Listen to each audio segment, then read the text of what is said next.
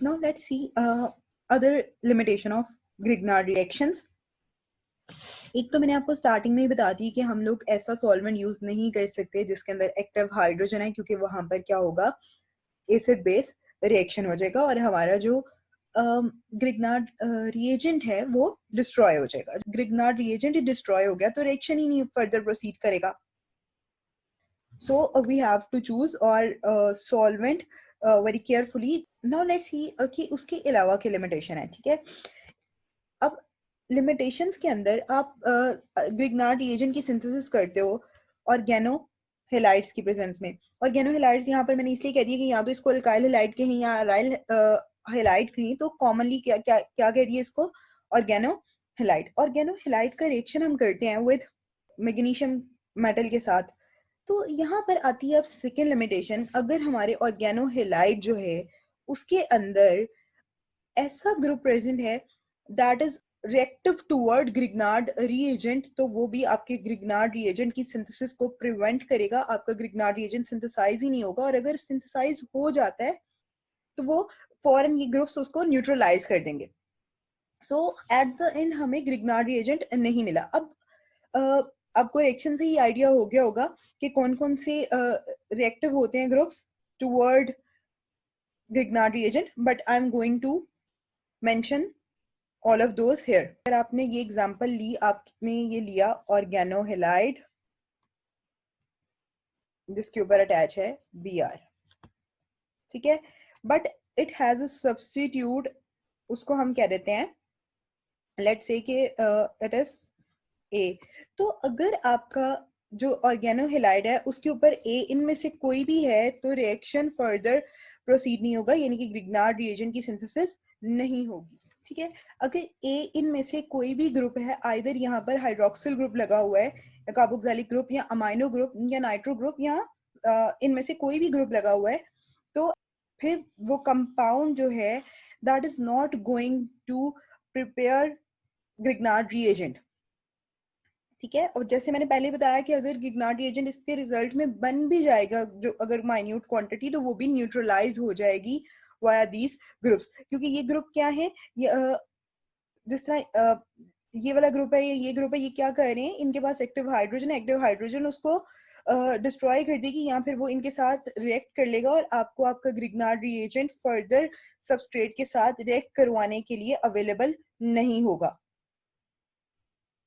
सो अब एक क्या क्या हो, तो ये तो था कि एक क्या हो तो रिएक्शन प्रोसीड नहीं हो सकता. अब कौन से ग्रुप्स हैं जो अगर प्रेजेंट हैं as a substitute on organohalides तो रिएक्शन प्रोसीड होगा.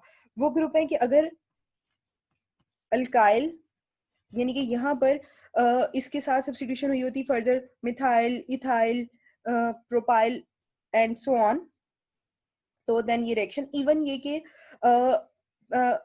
अराइल ग्रुप अटैच है यहाँ पर, ठीक है, तो भी ये रिएक्शन फर्दर प्रोसीड हो जाता. End of course ether group, that is OR, क्योंकि आपको पता है कि ether is not reactive toward Grignard reagent. अच्छा, अब ये तो थी एक लिमिटेशन. अब देखते हैं सेकंड लिमिटेशन. ये लिमिटेशन थी ग्रिग्नार्ड रिएजेंट की सिंथेसिस में आ रही है. अब जो सेकंड लिमिटेशन है वो आप रिएक्शन के दौरान देखोगे, उसमें क्या होता है कि अगर आपने आपका सबस्ट्रेट आप ले रहे हो एल्डिहाइड या कीटोन, ठीक है, आपने लेट्स से कि आपने एल्डिहाइड या कीटोन एज अ सबस्ट्रेट लिया और you want to allow reaction between ketone and Grignard reagent, तो वो रिएक्शन इसी कंडीशन में प्रोसीड करेगा कि उसके ऊपर कोई ऐसा ग्रुप प्रेजेंट ना हो that has active hydrogen, like this. अगर आपने लिया ये कीटोन,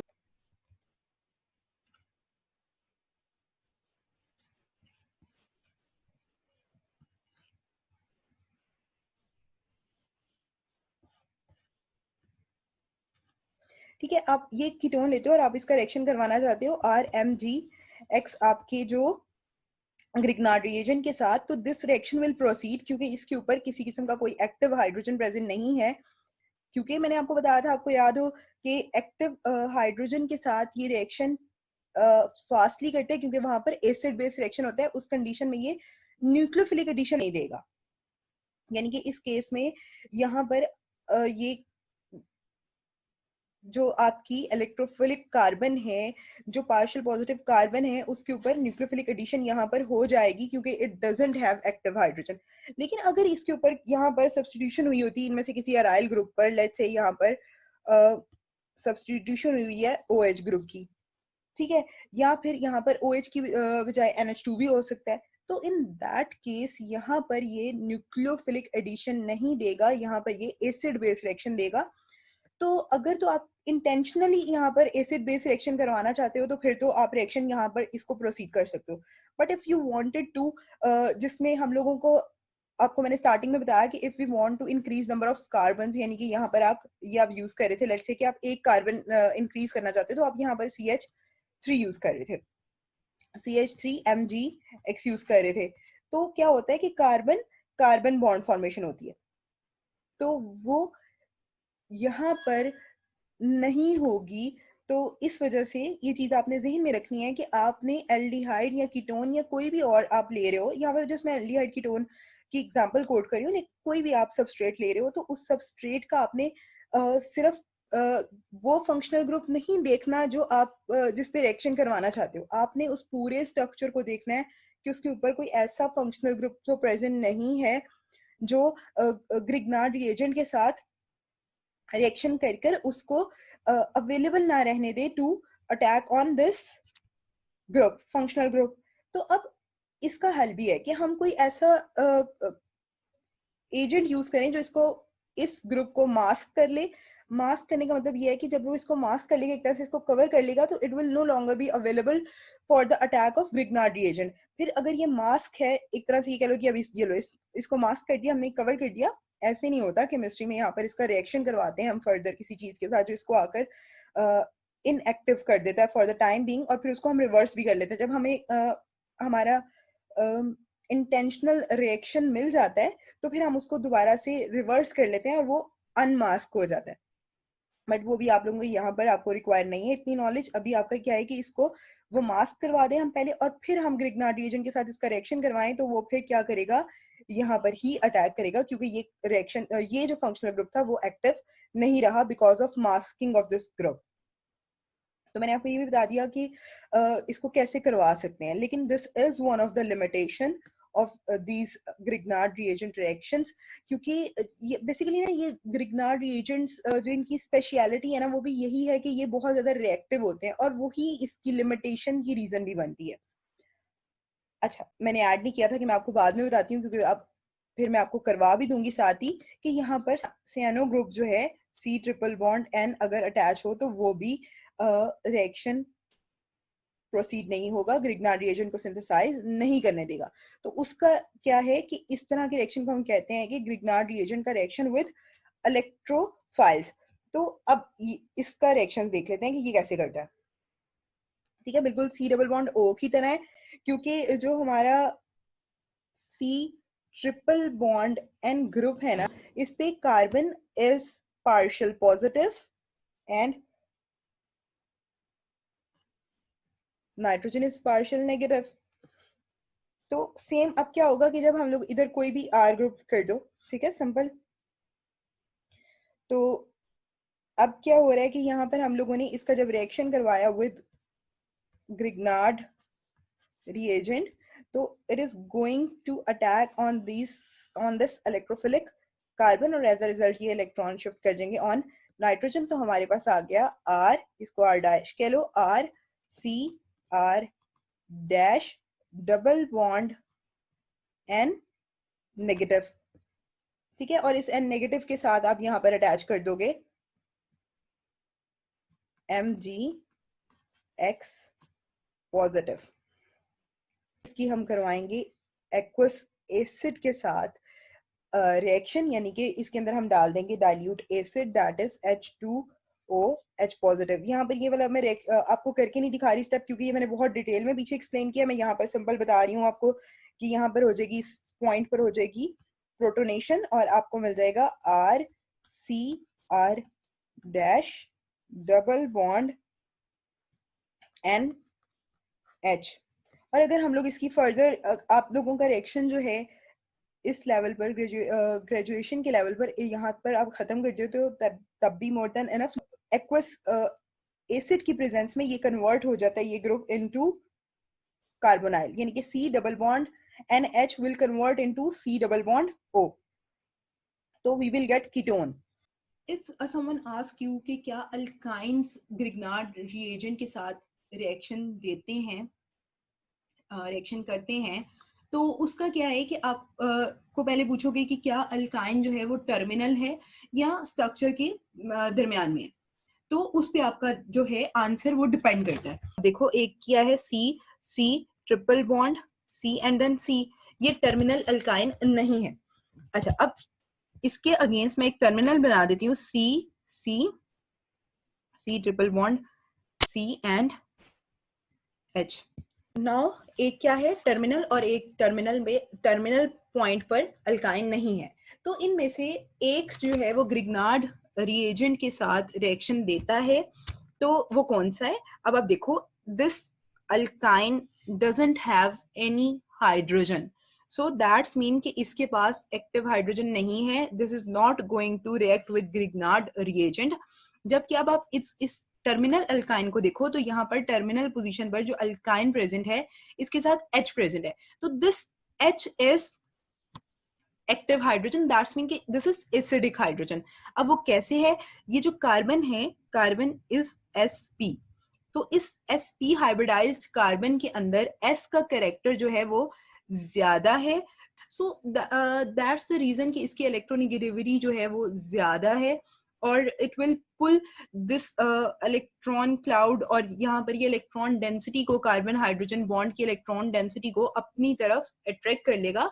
तो एज अ रिजल्ट यहाँ पर ये जो हाइड्रोजन है, this will act as a acidic hydrogen in the presence of strong base, जो कि हमारा ग्रिग्नार्ड रिएजेंट एक स्ट्रॉन्ग बेस है. तो अब ये रिएक्शन किस तरह होगा कि लेट्स से कि हम यूज कर रहे हैं CH3CH2 C triple bond CH. इसका रिएक्शन जब हम लोगों ने करवाया R-MgX के साथ, तो हमारे पास क्या होगा कि यहाँ से ये इस हाइड्रोजन को स्नैच कर लेगा और आपके पास आ जाएगा R-H, अल्कीन बन गया. along with that you will get CH3 CH2 C triple bond C. Okay, अब यहाँ पे क्या हो गया कि क्योंकि इसने इलेक्ट्रॉन स्नैच किया था हाइड्रोजन से, क्योंकि प्रोटॉन रिलीज हुआ है, ये एसिड बेस्ड रिएक्शन है, तो यहाँ पर आ गया नेगेटिव चार्ज. जब इस पे आया कार्बन पे आया नेगेटिव चार्ज, तो इसके साथ यहाँ पर हम लिखेंगे Mgx पॉजिटिव. देन हम लोग इसका रिएक्शन भी सिंपल हम लोग किसी भी सबस्ट्रेट के साथ करवा सकते हैं. तो हम इसका रिएक्शन जो है वो दूसरे, इसको डिफरेंट रिएक्शंस के अंदर यूज कर सकते हैं other than Grignard reagent reaction. अगर हमने इसका रिएक्शन कीटोन के साथ करवाना है, तो तब भी इसका रिएक्शन फर्दर प्रोसीड करेगा जिस तरह हम पहले करते आए हैं. कि अब आप कैसे इसको प्रोसीड करवाओगे, कि इसका अटैक करवाओगे आप यहाँ पर इस पर, और एज अ रिजल्ट ये मूव कर जाएगा ऑन दिस ऑक्सीजन. लास्टली आप लोगों ने ये बात याद रखनी है कि जो इसकी कंडीशंस है ना, जो इसके लिए रिक्वायर हैं कि ड्राई इथर होना चाहिए और एटमॉस्फेयर इनर्ट प्रोवाइड करनी है, दोस और also limitations of this reaction. क्योंकि अगर आप अपरेटस जो है, अगर आप आपका इवन ये कि आप ड्राई इथर यूज कर रहे हो, लेकिन आप अपरेटस जो यूज कर रहे हो वो अभी गीला था, उसमें वाटर कंटेंट था या उसमें मॉइस्चर प्रेजेंट था, तो that will also lead to distortion of your Grignard reagent. So यहाँ पर आपने उसकी एटमॉस्फेयर, उस कंडीशंस जिसमें आप रिएक्शन प्रोसीड कर रहे हो, उसको भी बहुत केयरफुली मॉनिटर करना है, और फिर रिएक्शन को, यानी कि ग्रिग्नार्ड रिएजेंट की सिंथेसिस को प्रोसीड करवाना है. Okay guys, now it's time to check your knowledge कि आपको ग्रिग्नार्ड रिएजेंट कंप्लीटली समझ आ गई है या नहीं आई. So I am going to write an equation, try to solve it yourself. Stop the video and try to solve it yourself. Take your time and come back and check your answer, and if you don't know, I will say you must try as much as you can. Then अगर आपको फिर भी समझ नहीं आती, तो I'm going to give you the answer. Okay, firstly, equation. Okay guys, this is the question, and what you have to do is just tell me what is going to be the Grignard reagent we are to obtain this product by using this as a substrate. Okay, now if you able to tell what Grignard reagent we are going to use, then that means your concept is clear. You know how we are going to use specific Grignard reagent with that specific substrate to get a specific product. Okay, I hope so that you're going to stop this video and try to solve it yourself. I am going to tell you the answer and let's see if you get the clear concept or not. So the Grignard reagent we are going to use is